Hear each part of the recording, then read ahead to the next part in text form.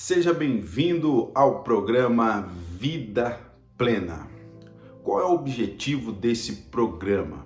É um programa cristão com embasamento na palavra de Deus, na fé cristã, um programa não religioso. Ele não pertence a nenhuma denominação religiosa. É um projeto evangelístico que Deus colocou no meu coração. E por que vida plena? Eu quero começar fazendo uma pergunta para você. No Evangelho de João, capítulo 10, a parte B do versículo 10, Jesus disse: "Eu vim para que tenham vida e tenham em abundância." E aí eu vou te perguntar, você está vivendo essa vida abundante que Cristo nos promete? Se espiritualizarmos, iremos responder que sim. Talvez, por vergonha, também iremos responder que sim. Ou talvez, muitas pessoas estão realmente vivendo uma vida plena, uma vida abundante que Cristo nos promete. Mas eu quero que você feche os seus olhos, que você faça uma introspecção e com muita sinceridade à luz de Deus, você responda para você. Você está vivendo uma vida plena que satisfaz, uma vida abundante que vale a pena? Você está vivendo essa vida na sua família, no seu casamento, na sua vida profissional, na sua vida financeira, nos seus relacionamentos? Esse programa, ele vem como um programa de instrução para que você possa construir, alcançar essa vida plena que Jesus nos promete. Todos os princípios que serão nesse programa são embasados na palavra de Deus. Então, seja bem-vindo ao programa Vida Plena. Mas antes, se inscreva no canal, aperte o sininho, compartilhe esse vídeo, deixe o seu like e curte aí a nossa vinheta. Nesse primeiro episódio, eu quero falar com você sobre vencendo os problemas da vida. A maioria dos cristãos evangélicos não sabem lidar com os problemas da vida. A maioria, vou repetir, dos cristãos não tem habilidade para lidar com os problemas da vida. A maioria dos cristãos são emocionalmente inábeis. Sabe por quê? Porque existe uma fé emocionalista que é propagada dentro das igrejas. Uma fé que só atinge o emocional da pessoa. E não é isso que a palavra de Deus nos ensina. Então, quando as pessoas estão diante dos problemas da vida, o que acontece? Elas perecem. Espiritualmente estão prontas. O espírito está pronto. Mas do ponto de vista emocional, a carne é fraca. Jesus não falou? Vigiai e orai, para que não entreis em tentação, pois na verdade o espírito está pronto, mas a carne é fraca. O apóstolo Paulo também, em Gálatas capítulo 5, versículo 16 e 17, ele diz o seguinte: andai, pois, no espírito, e jamais cumprireis as concupiscências da carne, pois a carne milita contra o espírito e o espírito contra a carne, e os dois são opostos entre si, para que não façais porventura o vosso querer. Ou seja, existe uma luta interna dentro de todo ser humano, uma luta entre o desejo espiritual e o desejo carnal.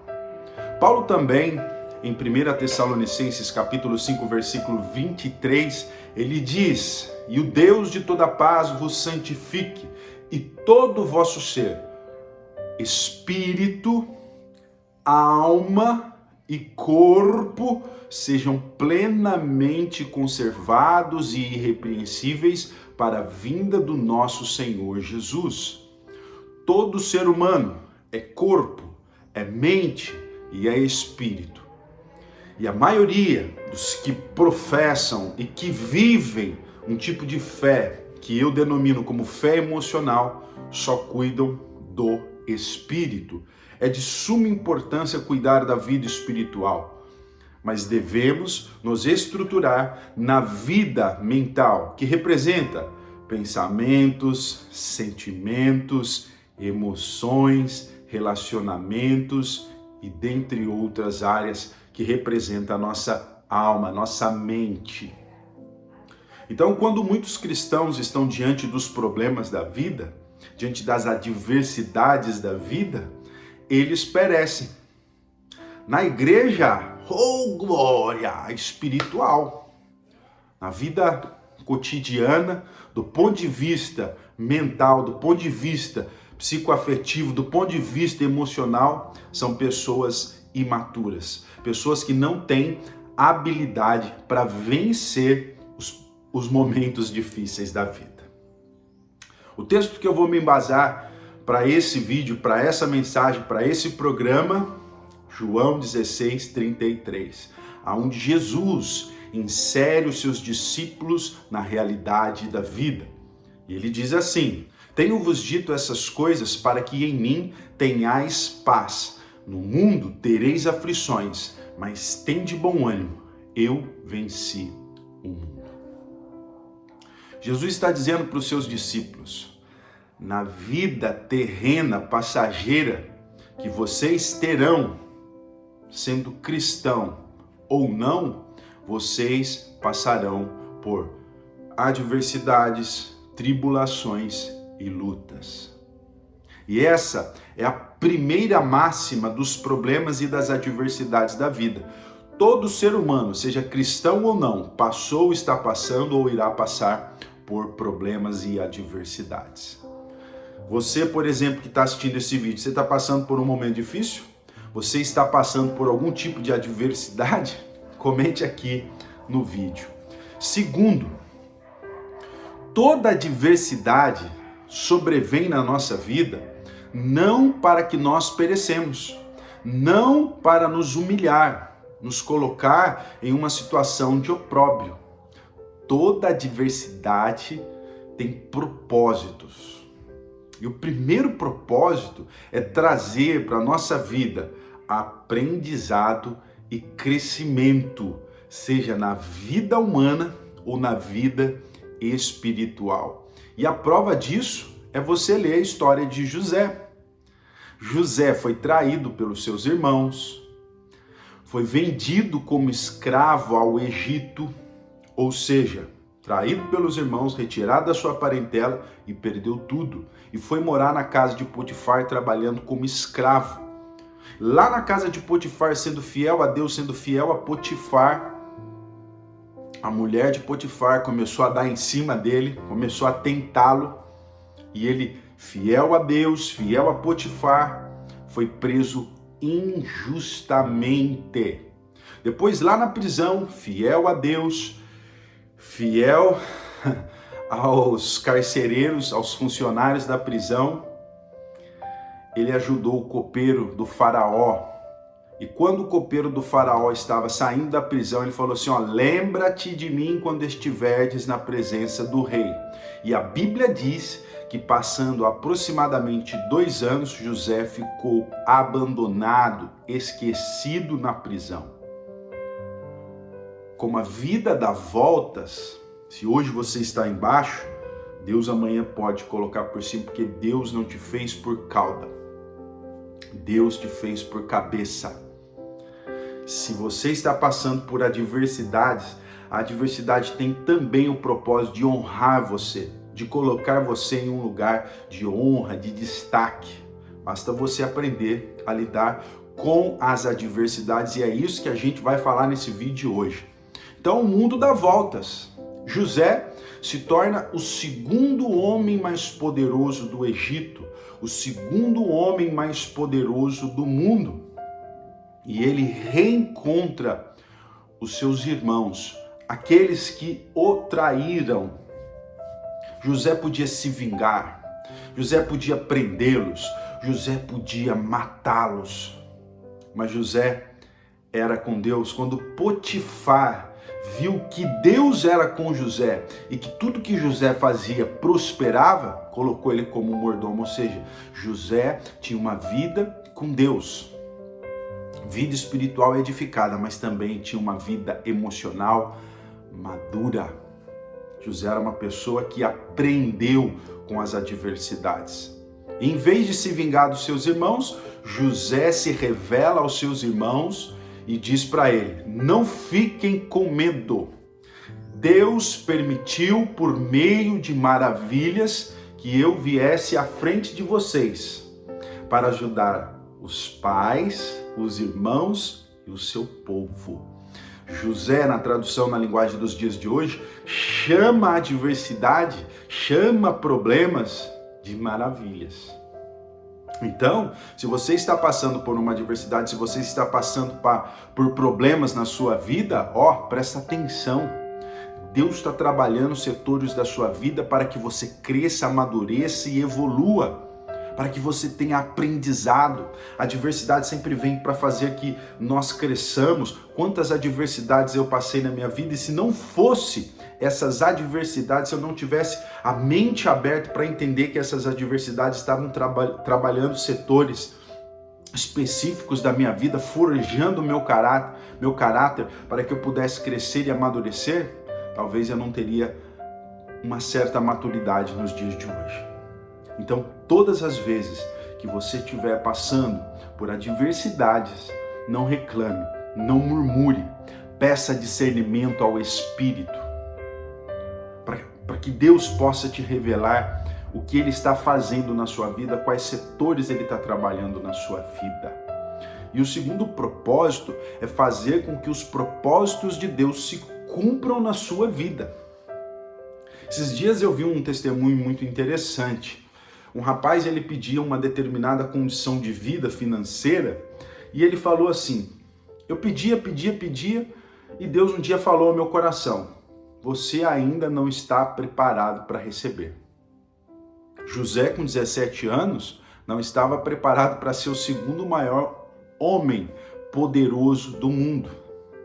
Por isso ele passa por várias adversidades. E aí, depois de um tempo, essa pessoa que eu estava falando, ela recebeu aquilo que Deus tinha prometido dar para ela, uma condição de vida melhor. Mas ela passou por processos de adversidades e aprendeu com esses processos. Então, o primeiro passo para você vencer esses processos da vida é desenvolver inteligência emocional. Mas eu quero deixar uma dica aqui para você. Essa dica é de ouro. Essa dica é de ouro. Você conhece os frutos do Espírito Santo? Gálatas capítulo 5, versículo 22. Dentre esses frutos está a mansidão e o domínio próprio. A inteligência emocional ajuda você a identificar o seu estado emocional, mudar o seu comportamento para que você possa se restabelecer emocionalmente. Agora, aquele que é cheio do Espírito Santo tem o fruto da mansidão e do domínio próprio. Não se desespera, não se desestabiliza, porque é cheio do Espírito Santo. Existe um equívoco dentro das igrejas, que uma pessoa cheia do Espírito Santo é aquela que muda a voz nesta noite, que uma pessoa cheia do Espírito Santo é aquela que é usada pelos dons e pelos ministérios do Espírito. Muitos naquele dia dirão: Senhor, nós profetizamos em Teu nome, expulsamos demônios em Teu nome, professamos em Teu nome. E Jesus dá uma resposta que abala a estrutura daqueles que praticam a fé emocional. Mas eu vos direi abertamente, diante de todos, eu não vos conheço. Apartai de mim, vós que praticais a iniquidade. Então, mudar de voz, ser usado pelos dons do Espírito Santo, ficar rodando na igreja, isso não é ser cheio do Espírito Santo. Ser cheio do Espírito Santo é ter os frutos do Espírito manifestos na sua e na nossa vida. Uma pessoa cheia do Espírito Santo, ela tem os frutos do Espírito Santo manifestos na vida dela. E dentre esses frutos, a mansidão e o domínio próprio. Quem é cheio do Espírito Santo tem a mente de Cristo, 1 Coríntios, capítulo 2. Mas nós temos a mente de Cristo. E quem tem a mente de Cristo, logo, tem a mentalidade de Cristo e gera um comportamento cristão, ou seja, é imitador de Cristo. Quem é cheio do Espírito Santo é guiado pelo Espírito. Lucas diz que Jesus estava cheio do Espírito Santo e foi conduzido, guiado pelo Espírito ao deserto para ser tentado pelo diabo. Jesus era guiado pelo Espírito. Então, uma pessoa cheia do Espírito Santo, ela tem os frutos do Espírito manifestos em sua vida, ela tem a mente, ou seja, o comportamento de Cristo, e ela é dirigida, regida pelo Espírito Santo. Então, quando você está diante de uma adversidade, você precisa ser cheio do Espírito Santo e desenvolver inteligência emocional. Provérbios capítulo 13 diz assim: todo homem prudente pensa antes de agir, o tolo, porém, age com insensatez. A segunda ferramenta para você vencer os problemas da vida, presta bem atenção nisso aqui, é entrar em oração. Daniel estava preso na Babilônia. O rei deu uma ordem para que matasse todos os sábios, inclusive aqueles que estavam na prisão. Quando Daniel ficou sabendo, Daniel, inteligência emocional, a Bíblia diz em Daniel capítulo 2, que Daniel chegou de forma avisada e prudente a Arioque, ou seja, ele recebeu uma notícia que ia morrer, não se abalou emocionalmente, parou, pensou, analisou, buscou uma solução para resolver o problema. A maioria das pessoas não fazem isso, ficam desesperados, gritando por dentro. Às vezes a pessoa está aqui, mas por dentro está desesperada, desesperada. Aí Daniel é colocado na presença do rei. Todo mundo conhece a história. Aí ele volta, fala para os amigos dele o que está acontecendo e fala: vamos orar a Deus para que ele nos dê a solução para resolver esse problema. O que significa orar a Deus? É pedir direção. Quando estamos diante de um problema, primeiro, as nossas emoções são abaladas, a nossa estrutura emocional é abalada. Quando a nossa estrutura emocional fica abalada, não conseguimos pensar com clareza. Segundo, a gente ora sem objetividade. Você tem que ter objetividade quando você vai orar. Não é orar, irmão, ora para mim, pastor, ora para mim. Não, é você que tem que orar. Você pode pedir ajuda. Sabe, você que mora em família, se reúnam e orem para um propósito. Se você está passando por um problema, ore com objetividade. Então, seja prudente, ore com objetividade. Terceiro, tenha vida na palavra. Hebreus 4:12 diz que a palavra de Deus é viva e eficaz. E Jesus, no Evangelho de Mateus, capítulo 7, versículo 24 seguintes, ele disse: todo aquele, pois, que ouve estas minhas palavras e as pratica, é semelhante a um homem prudente que edificou a sua casa sobre a rocha. Vieram rios, enchentes, sopraram-se vento e combateram contra aquela casa, mas ela não caiu, porque estava edificada sobre a rocha. Muitos evangélicos não têm vida na palavra. 5 princípios para que você possa ter vida na palavra. Aprenda a ouvi-la. Ouvir é prestar atenção, entender, compreender, interiorizar. Medite na palavra, estude a palavra, pratique a palavra na sua vida, porque ela é viva e eficaz, e depois anuncie a palavra. A sua vida vai ser edificada. 2 Timóteo 3, 16 e 17. Toda a Sagrada Escritura, de Gênesis a Apocalipse, é divinamente inspirada por Deus, apta para educar, corrigir, redarguir e instruir todo homem e toda mulher de Deus para que sejam perfeitos em toda a vossa boa obra.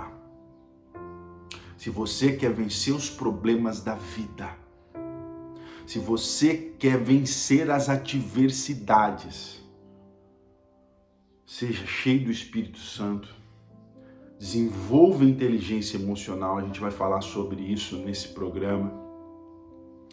Tenha oração com objetividade. Daniel pediu ajuda aos seus amigos. Se seria aqui um 5º princípio, diante dos problemas da vida, peça ajuda às pessoas certas. Então, por exemplo, você está com um problema de vista, você vai pedir ajuda para quem? Você está com um problema no coração, você vai pedir ajuda para quem? Se você está passando por um determinado problema, seja financeiro, não é pedir dinheiro não, é pedir como gerir a sua vida financeira. Você está com um problema no seu relacionamento, você vai pedir ajuda para uma pessoa que não entende de comportamento humano, uma pessoa que tem uma vida de relacionamento totalmente desregrada. Como que essa pessoa vai te ajudar?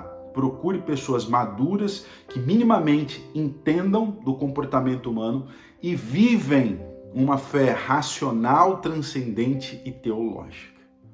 Então peça ajuda para as pessoas certas. Vamos recapitular aqui de novo para que você não perca. Anote aí.